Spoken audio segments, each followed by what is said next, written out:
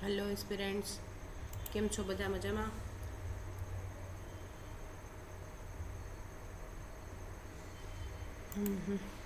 તો તમે બધા સારું કરી રહ્યા છો? ચાલો ત્યારે હવે આપણે સિલેબસ વિશે વાત કરી લઈએ. સિલેબસ જે છે એમાં થોડાક ફેરફારો સાથે સાહેબે નવી રીતે આપણી સામે રજૂ કર્યો છે. તો એમની અંદર એનો ઉદ્દેશ્ય શું છે એ તો સાહેબે અહીંયા જ કહી દીધું છે, બરાબર. આયોગે પહેલાં જ કહી દીધું છે કે આ કરવાનો ઉદ્દેશ્ય શું છે.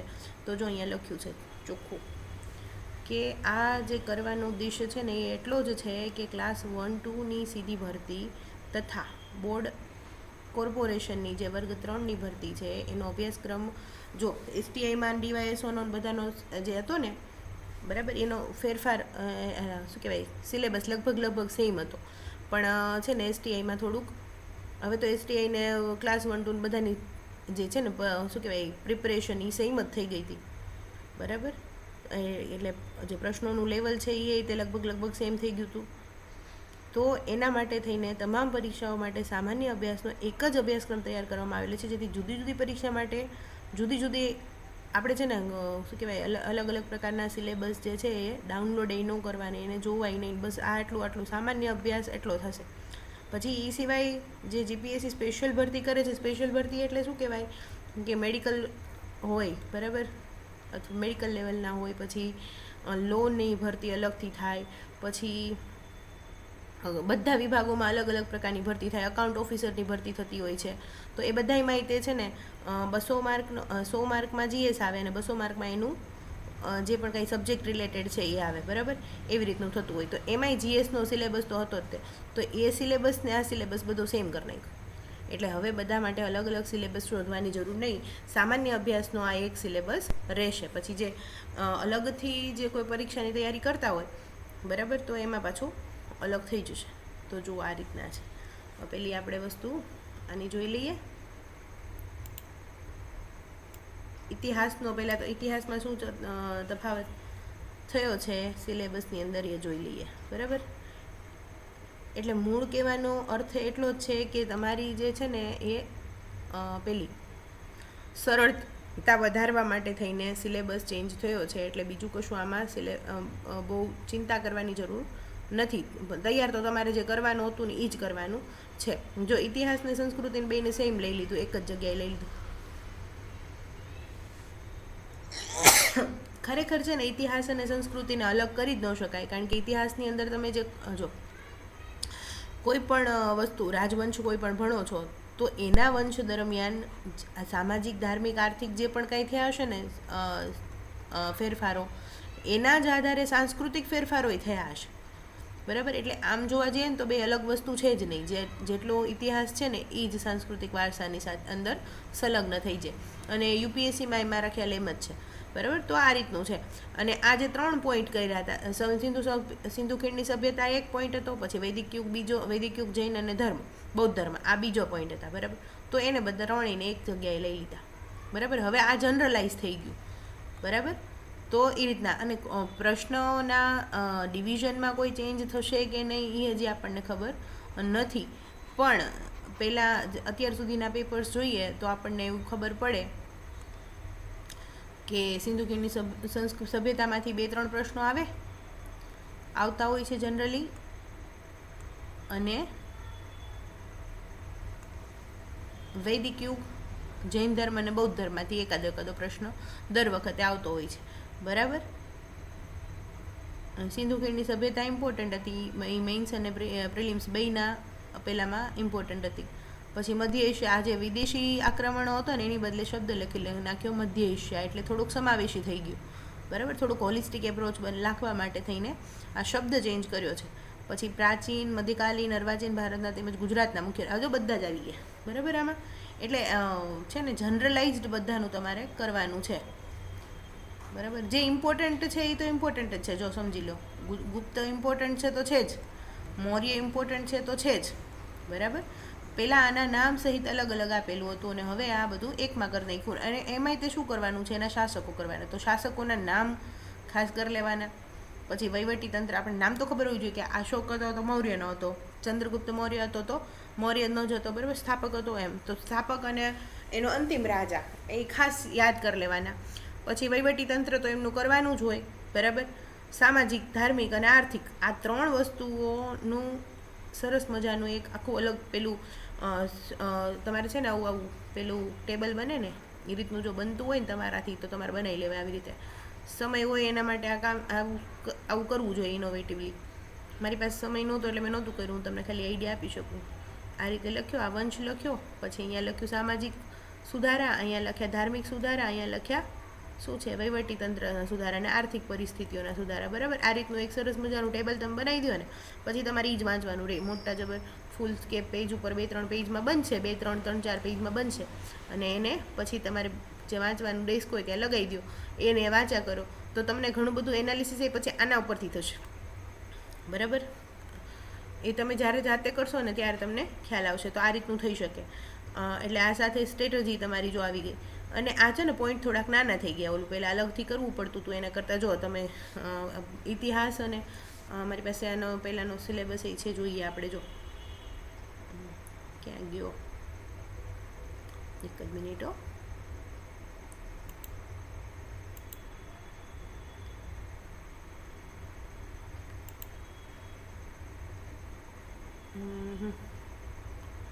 આમાં નથી મળતો મને. ચલો ને આમાં જોઈએ. પહેલાંમાં છે ને સાંસ્કૃતિક વારસાનું ના ખાલી ઇતિહાસના ખાલી 20 પોઈન્ટ હતા ને 10 પોઈન્ટ સાંસ્કૃતિક વારસાના હતા. એના બદલે આ બધા થઈને 14 પોઈન્ટ થઈ ગયા. એટલે છે ને આમાં 14 પોઈન્ટ થઈ ગયા, પોઈન્ટ નાના કરી દીધા. એનો અર્થ એવો નથી કે સિલેબસ ઘટી ગયો. જો સિલેબસ એનો જ છે ને એટલો જ છે. આ ઇતિહાસની વાત કરીએ સ્પેશિયલી તો, બરાબર. એક મુગલકાલીન આખું છે ને એ જતું રહ્યું, પણ એમાં રાજવંશો લખી નાખ્યા ને એટલે મુગલકાલીન રાજવંશો એ તમારે કરવા તો પડે જ, બરાબર. પણ એમાંથી પૂછાતું નથી, બરાબર. એટલું ખાસ કંઈ પૂછાતું નથી. એકાદો ક્વેશ્ચન નીકળે તો તમારે છે ને 11-12માની જે ઇતિહાસનું પુસ્તક છે ને ગુજરાતીમાં, એમાંથી તમે કરી નાખો ને આખું મધ્યકાલીન ભારત તો ચાલે, બરાબર. એવી રીતનું છે, આમાં કંઈ ખાસ હોતું નથી. એના ખાસ કરીને જો વહીવટી તંત્રના કોઈ સુધારા શેરશાહ સૂરીએ બહુ મોટા ઉપાય કર્યા હતા, તો એ તમારે કરી નાખવા જોઈએ. સામાજિક, ધાર્મિક, આર્થિક. ધાર્મિકમાં આપણને અકબર છે એણે દિને ઇલાહી ધર્મ સ્થાપ્યો હતો, ધર્મ પ્રત્યે સહિષ્ણુ હતો. તો આ એક મોટી માહિતી છે. તો આપણને આવી જનરલાઇઝડ માહિતી તો હોવી જ જોઈએ, બરાબર. આખું ન વાંચીએ તો ચાલે, પણ સાવ પહેલાંમાં નહીં કાઢી નાખવાનું, કેમ કે એકાદો ક્વેશ્ચન એવો આવી જાય ને તો પછી જો એ આપણો નીકળી જાય તો આપણને એટલો ફાયદો થાય. પછી ભક્તિ આંદોલન અને સૂફીવાદ કરવાનો છે, એ તો છે જ. આ ભક્તિ આંદોલનમાંથી પ્રશ્નો હોય જ છે, બરાબર, દર વખતે. પછી ભારતમાં યુરોપિયનનું આગમન, આખું એમ છે. જો આમાં કંઈ ખાસ છે, બદલાવ કરેલો નથી. તો આજે અહીંયાથી અર્વાચીન યુગ શરૂ થઈ જાય છે. આધુનિક ભારતનો ઇતિહાસ યુરોપિયન આગમનથી શરૂ થઈ જાય, બરાબર. તો સર્વોચ્ચતા માટેનો સંઘર્ષ એટલે બધા યુદ્ધો આવી જાય. તો યુદ્ધોની જનરલ એક તો સાલ યાદ રાખી નાખવાની, કયું યુદ્ધ થયું હતું યાદ રાખવાનું, કોની વચ્ચે થયું હતું યાદ રાખવાનું. એવો સરસ મજાનું એક અહીંયા ટેબલ બની જાય. જો આવું ટેબલ બનતા હોય ને એ ખાસ બનાવવા. ટેબલ છે ને વાંચવામાં ઇઝી પડે, અને વારે વારે તમે છે ને એને રિવાઇઝ કરી શકો, બરાબર. તો આ રીતનું તમે કરી શકો. પછી આગળ વધશું. આ શાસનની સ્થાપના વિસ્તરણમાં યુદ્ધો જ આવે છે, કે શું કર્યું, કોની સાથે યુદ્ધ કર્યું, કયો પ્રદેશ લઈ લીધો, એવી રીતનું જ આવે છે.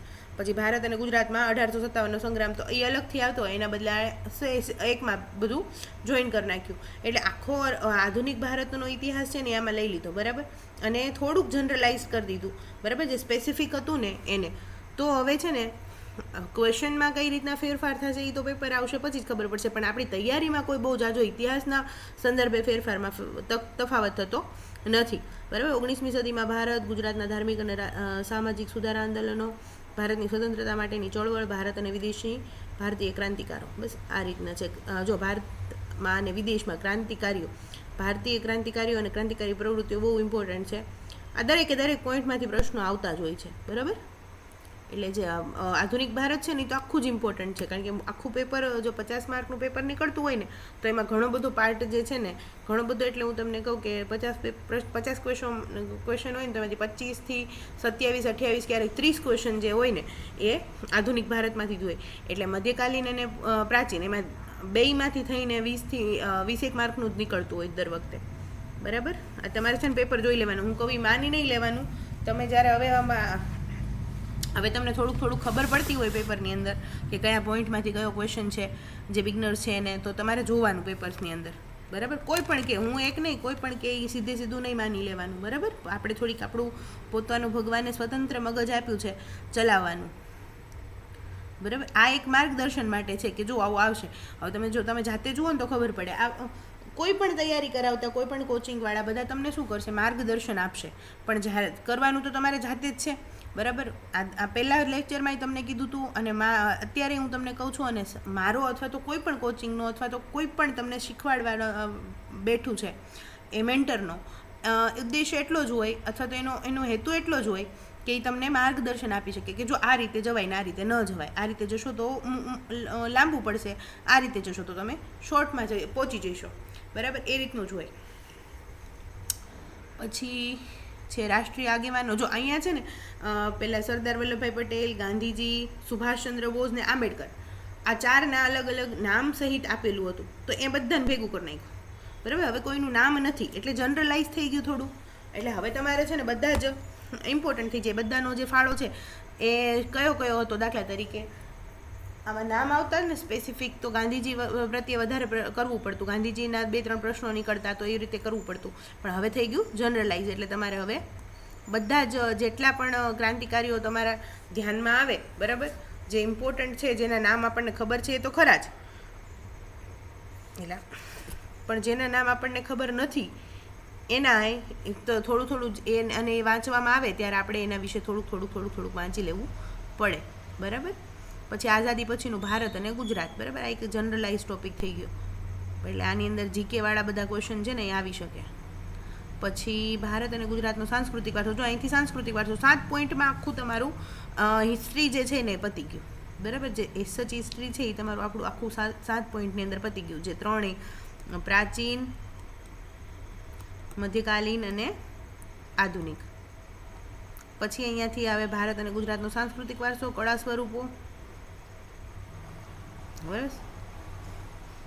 પછી સાહિત્ય, શિલ્પ, સ્થાપત્ય, સંગીત, નૃત્ય, આ બધું હતું. તે ચિત્રકળા હતી અલગથી, બરાબર. તો એ નથી અત્યારે, પણ કળા સ્વરૂપો આ ખાસ કરી લેવાનું. બધું આ બહુ તમે આ જ્યારે અહીંયા રાજવંશો કરતા હોય ને ત્યારે જ આ સાથે થઈ જાય. કળા સ્વરૂપોમાં મંદિરની શૈલીઓ આવે, પછી મૂર્તિની શૈલીઓ આવે, ગાંધાર ને દ્રવિડ ને એવી બધી શૈલીઓ આવે, બરાબર. તો એ બધી દ્રવિડ આવશે, મંદિર શૈલી. હું અહીંયા બોલું ને એ એક્ઝામ્પલ્સ હોય, એને તમે ફેક્ટની જેમ યાદ રાખવાનો પ્રયત્ન ન કરતા, હું સમજાવું છું ખાલી. જ્યારે આપણે ભણશું ને ત્યારે ફેક્ટ યાદ રાખવાના, કારણ કે મગજમાં કશું ચાલતું હોય તો બોલાઈ જાય તો તમને એ ફેક્ટ તરીકે યાદ રાખવાનું નથી. ભારત તથા ગુજરાતની સંત પરંપરા, જો એ તો છે જ, બધા સંતો કરવાના છે, બરાબર. આદિ શંકરાચાર્યથી લઈને બધા જ કરવાના છે, બરાબર. એનું જે વિશિષ્ટ પ્રદાન હોય, બરાબર, તો કે શંકરાચાર્યનો અદ્વૈતવાદ છે, પછી રામાનુજાચાર્યનો વિશિષ્ટ અદ્વૈતવાદ છે, તો એ બધું કરવાનું છે. પછી લોકમાનસ ઉપર એનો પ્રભાવ, તુલસીદાસજીનો બધાનો પ્રભાવ, બરાબર. તો એ આપણી સંસ્કૃતિ, આપણી ધરોહર છે. પછી ભારત અને ગુજરાત, આ ગુજરાતનું કરવાનું છે. એટલે આ ગુજરાતમાં અહીં તે જેટલા સંતો થઈ ગયા એ બધાનું એક જીકેવાળી પુસ્તક હોય ને એની અંદર સરસ રીતે લખેલું હોય, તો એ જોઈ લેવાનું એકવાર. પછી ભારત ગુજરાતની જીવન પરંપરા, બરાબર. આ બધી રહેણીકરણીની અંદર આવશે. મેળા આવશે, કેમ આવું થાય છે, મેળા આવશે, ઉત્સવો આવશે, ખાણીપીણી આવશે, પોશાક આવશે, બરાબર. આ બધું જ તે જોઈ લેવાનું. પછી આદિવાસીનું ખાસ કરી લેવાનું. પછી સંગ્રહ સ્થાનો બધા ગુજરાતના જે થયું, મ્યુઝિયમ નવા કોઈ બન્યા હોય, હમણાં કરંટમાં હોય તો એવા ખાસ કરી લેવાના. લોથલવાળું મ્યુઝિયમ છે દાખલા તરીકે, તો એ કરી લેવાનું, બરાબર. પુસ્તકાલયની પ્રવૃત્તિ અને પ્રણેતાથી લઈને અત્યાર સુધીમાં સાંસ્કૃતિક જે પણ કંઈ પ્રવૃત્તિ થઈ હોય એ જોઈ લેવાની. પછી આવે છે સાંસ્કૃતિક અને ધાર્મિક અને સાહિત્યિક મહત્વ. પુસ્તકાલય પ્રવૃત્તિ, સાંસ્કૃતિક, ધાર્મિક, સાહિત્યનું મહત્વ, ગુજરાતી રંગભૂમિ, મોસ્ટ ઇમ્પોર્ટન્ટ મેઇન્સ માટે પણ, બરાબર. અને આમાંય તેમાં પ્રશ્નો તો આવે જ છે. પછી નાટકો, ગીતો, વિવિધ નાટ્ય મંડળીઓ, આ બધું કરી નાખવાનું. પછી આદિવાસી જીવન, જો આદિવાસી આખો વારસો આવી ગયો, આદિવાસી તહેવારો, મેળા, પોશાક, ધાર્મિક વિધિઓ બધું જ આવી ગયું. સ્પેસિફિક કોઈનું નામ હોય તો એ પૂછાય જ તે, બરાબર. પછી ગુજરાતી સાહિત્ય, પ્રવાહો, વળાંકો, સાહિત્યકારો, સાહિત્યિક રચનાવાળા પેલા છે ને જોડકાવાળા પૂછાય છે. તો અગત્યના જે સાહિત્યના વળાંકો છે ને એમાં 3 કંઈક પાર્ટ કરેલા છે કે એક વખત ગાંધી યુગનું સાહિત્ય, પછી નર્મદનું સાહિત્ય, એવી રીતે યુગ કરેલા છે. તો એ યુગ વાઇઝ કરી નાખવાના અને લેખકોના નામ અને એની સામે એની જે પણ બહુ જ પ્રચલિત કૃતિ હોય ને એ જ પૂછાતી હોય જનરલી, તો એ કરી નાખવાનું. અને ગુજરાતી ભાષા અને બોલીઓનું ગુજરાતના તીર્થ સ્થળો અને પર્યટન સ્થળો, આમાંથી કરંટવાળો પ્રશ્ન વધારે પૂછાય. બરાબર, આ ગુજરાત પાક્ષિક આવે જ ને, ગુજરાત પાક્ષિકમાંથી કંઈ પણ નવું આવી રીતે થયું હોય ને, સર્કિટ છે, બુદ્ધ સર્કિટ છે, બરાબર, પછી એવી રીતના પ્રશ્નો છે ને આમાંથી વધારે પૂછાતા હોય પર્યટન સ્થળોમાંથી. તો એવી રીતના પ્રશ્નો કરંટમાંથી આમાંથી કરી નાખવાના. તો આ થઈ ગયું હિસ્ટ્રીવાળું પેપર. તો હિસ્ટ્રી ને કલ્ચરને બેને ભેગું કરી દીધું છે, એટલે એમાં કાંઈ બહુ મેજર ચેન્જ કરવામાં આવ્યું નથી. એ સિલેબસ જે છે ને તમારો એ લગભગ સેમ જ છે અને થોડુંક જનરલાઇઝ થઈ ગયું છે પહેલાં કરતાં, જે સ્પેસિફિક હતું ને એના કરતાં. અને જો હવે આ છે પોલિટીવાળો આખો પાર્ટ. તો પોલિટીની અંદર શું કર્યું છે એ લોકોએ, તો કે આ ઉદ્ભવ, વિકાસ, લાક્ષણિકતાઓ, બંધારણની મહત્ત્વની જોગવાઈ, જો મહત્ત્વની જોગવાઈમાં કેટલું બધું આવે, બરાબર. અને તમે પોઈન્ટ પાડીને લખી નાખીને સરસ મજાની નોટ બનાવી તો એટલી મસ્ત નોટ બને આની. મને છે ને નોટ્સ બનાવવાનો શોખ બહુ, પણ હું ટાઈમના લીધે બનાવી નહોતી શકી ક્યારેય, એટલે હું બહુ જ પેલું બનાવતી, શોર્ટમાં. એટલે આ બંધારણની જોગવાઈઓવાળો મારે નોટ બનાવવાની હોય ને તો હું 5 પાનામાં બનાવી નાખું, બરાબર, આખું બંધારણ વાંચતી હોઉં ત્યારે. પણ આવું છે ને ક્યારે થાય ખબર, તમે એક વખત તો તમારો સિલેબસ આખે આખો તમને ખબર હોવી જોઈએ કે કયા પોઈન્ટની અંદર શું આવે છે, બરાબર. પછી આ વસ્તુ શરૂ થાય કે તમે શોર્ટની અંદર નોટ્સ બનાવી નાખો. એવું નથી, કોઈ વસ્તુ એવી નથી કે હું તમને આમ છે ને પાણીમાં ઘોળીને પાઈ દઉં ને તમને આવડી જાય. તમે એક વખત આખા સિલેબસમાંથી ગોથરું થાવ ને પછી તમને ખ્યાલ આવે કે અહીંયા આટલી વસ્તુ છે, અને પછી એમાં તમારું ઇનોવેશન તમે નાખી શકો. એમાં પછી સબ્જેક્ટિવિટી આવી જાય કે કોનામાં કેટલી તાકાત છે, કે કેટલા મોટા કન્ટેન્ટને કેટલા નાનામાં સમાવી શકે છે એમ. તો મારામાં એ આવડત બહુ સારી હતી કે મને ખબર પડે કે આની અંદરથી એટલું જ ઇમ્પોર્ટન્ટ છે, કારણ કે હું પીવાઈ ગયું ને સતત એનાલિસિસ કરતી રહું. હું બહુ સ્માર્ટ સ્ટડીમાં માનું, બરાબર. અને સ્માર્ટ સ્ટડી છે ને કોને કહેવાય, કે સ્માર્ટ સ્ટડી એને ન કહેવાય કે મારે 400માંથી 350 માર્ક લઈ આવવા છે. સ્માર્ટ સ્ટડી એને કહેવાય કે મારે 400માંથી 200ની જરૂર છે, તો હું પછી 201 માર્ક માટે તૈયારી ન કરું, મારા મતે. અને તમારા મતે કદાચ આવું જ હશે, બરાબર. કારણ કે અહીંયા આપણું કામ થઈ જાય છે. 201 આવશે, જો જેને 399 માર્ક આવ્યા છે ને એ મેઇન્સ ક્વોલિફાય કરે છે, અને જેને 201 માર્ક અથવા 200 જ માર્ક આવ્યા છે ને એ મેઇન્સ માટે ક્વોલિફાય કરે છે, બરાબર. તો અહીંયા આ બેયનું જે સ્તર છે ને એ સમાન થઈ ગયું, બરાબર. નો ડાઉટ આને ફેક્ટ વધારે આવડતા હશે, પણ એનો મેઇન્સમાં એટલો ફાયદો નહીં થાય. એક સર્ટેન અમાઉન્ટનું નોલેજ હોય ને એ પછી તમારા એનાલિસિસ ઉપર, એ પછી તમારી વિવિધ પ્રકારની સમજ જે છે ને મુદ્દાની, એના ઉપર વાત વહી જાય છે. એટલે પછી એક સ્તરે તમારામાં નોલેજ આવી ગયું ને, ઇન્ફોર્મેશન આવી ગઈ ને, પછી ઇન્ફોર્મેશનનું કાંઈ કામ નથી. અને એટલે જ 95% લાવવાવાળા વિદ્યાર્થીઓ જીપીએસસી ફેલ કરી જાય છે, બરાબર. તો આ વસ્તુ આપણી સાથે ન થાય એનું ખાસ ધ્યાન રાખવું. બંધારણીય સંસ્થાઓ, બધી જ સંસ્થાઓ આવી જશે, એની સત્તા, કાર્યો, જવાબદારીઓ, પછી વૈધાનિક નિર્માણ કાર્ય અને અર્ધન્યાયિક સંસ્થાઓ. આ તો મુખ્ય તો આની અંદર વચ્ચેનો તફાવત કરી નાખવાનો, અને કઈ છે યાદ રાખવાનું. દાખલા તરીકે ટ્રાય કઈ છે, સેબી કઈ છે, તો એ પછી એનજીટી કઈ છે, એવી રીતના જોઈ લેવાનું. પછી સ્થાનિક સ્વરાજની સંસ્થાઓ બધી જ કરવાની. ભારતની ન્યાયપાલિકા, માળખું, કાર્ય, ન્યાયિક સમીક્ષા, આ આખું થઈ ગયું. જો આ થઈ ગયું ભારતનું બંધારણ તો છે જ તે, આ થઈ ગયું આખું બંધારણવાળો પોર્શન. પછી આ સંસ્થાઓ, આની અંદર આખી કારોબારી વસ્તુ આવી ગઈ, બરાબર. સ્થાનિક સ્વરાજની સંસ્થામાં આખું પંચાયતી રાજ આવી ગયું. અને આ જો પંચાયતી રાજ શબ્દ પહેલાં સિલેબસની અંદર વાપર્યો તો આમાં નથી વાપર્યો, બરાબર. એટલે આમાં ચતુસ્તરીય અને ત્રિસ્તરીય જે પણ કાંઈ સ્થાનિક સ્વરાજની સંસ્થાઓ હોય ને એ બધી આવી જશે. એટલે એને એક વખત વાંચવાનું તો તમારે જે છે ને એ જ છે. જો સ્થાનિક સ્વરાજની સંસ્થાઓ લખ્યું હોય, પંચાયતી રાજ લખ્યું હોય, વાંચવામાં કંઈ ફેર પડતો નથી, બરાબર. કરવાનું તો તમારે એનું એ જ છે, પણ એક થોડુંક જનરલાઇઝ વેમાં થઈ ગયું છે. ભારતમાં ન્યાયપાલિકા, જો આ થઈ ગયું આપણી જ્યુડિશિયલ પાર્ટ. તો જ્યુડિશિયલ પાર્ટની અંદર માળખું અને કાર્યો, ન્યાયિક સમીક્ષા બહુ ઇમ્પોર્ટન્ટ છે મેઇન્સ માટે પણ, જનહિત યાચિકા, PIL, બરાબર. સીમાચિહ્નો, ચુકાદાઓ જે એનું જ છે, જે લેન્ડમાર્ક બધા હતા ડિસિઝન્સ, એ બધા ઇમ્પોર્ટન્ટ છે, બરાબર. વર્ડિક્ટ બધા. પછી ભારતની વિદેશ નીતિ, જો આ હું તમને કરંટમાં જે કરાવું ને આ બહુ જ ઇમ્પોર્ટન્ટ છે, બરાબર. આમાંથી પ્રશ્નો નીકળે છે. એટલે તમારે આ વસ્તુ ખાસ કરવાની. જો આમાંથી પ્રશ્નો નીકળે ને એ તમે મારા કરંટવાળા પોર્શનને છે ને રેગ્યુલરલી ફોલો કરતા હો ને તો આના ક્વેશ્ચન છે ને એ બીજા કોઈને નહીં આવડતા હોય. આ તમારો ફાયદો થઈ જશે, બરાબર. લગભગ છે ને જેટલા જીપીએસસી માટે જો 1 લાખ લોકો તૈયાર કરે છે ને 1 લાખ લોકો, બરાબર, તો માત્ર 10,000 લોકોને આ વસ્તુ આવડતી હશે જે આઈઆરમાંથી પૂછાય છે ને એ, બરાબર. અને એવું ખાલી જીપીએસસી માટે જ નથી, યુપીએસસી માટે એવું જ છે. યુપીએસસીનું તે આમાંથી આવાળો પોર્શન છે ને એમાંથી એ લોકો નથી કરતા એટલું બધું, બરાબર. એટલે મતલબ કે તમે જે જીપીએસસી આપવાના છો ને એ બધા જો સેકન્ડ યરમાં છો, ફાઇનલ યરમાં છો, તો તમે યુપીએસસી માટે પણ પ્રયત્ન કરજો, બરાબર. એનું ફોર્મ ભરજો, એક વખત પરીક્ષા દેવા જજો. જ્યાં સુધી જશો નહીં ત્યાં સુધી ખબર કેમ પડશે કે છે શું એમ, બરાબર. ઘણી વખત આપણે દૂરથી જ ડરતા હોઈએ, અંદર જાય એવું કે દૂરથી ડુંગરા રળિયામણા એમ, અંદર જાય તો આપણને ખબર પડે કે એવું કંઈ ખાસ હતું નહીં એમ. કેન્દ્ર અને રાજ્ય સરકારની અગત્યની નીતિઓ અને કાર્યક્રમો, આમાં બધી યોજનાઓ આવી જશે. અને આખો કરંટવાળો મુદ્દો થઈ ગયો, બરાબર. કરંટવાળો મુદ્દો થઈ ગયો. તો 2 પોઈન્ટ તો તમારા કરંટમાંથી આવશે. આમાં 3 પોઈન્ટ તમારે જાતે કરવાના છે. અને આ જનરલાઇઝ કરી દીધું છે, પણ કરવાનું તો બધું જ છે. આમાં કાંઈ છૂટતું નથી, બરાબર. જે પહેલાંનો સિલેબસ હતો ને એમાંથી કશું છૂટતું નથી. પણ જ્યારે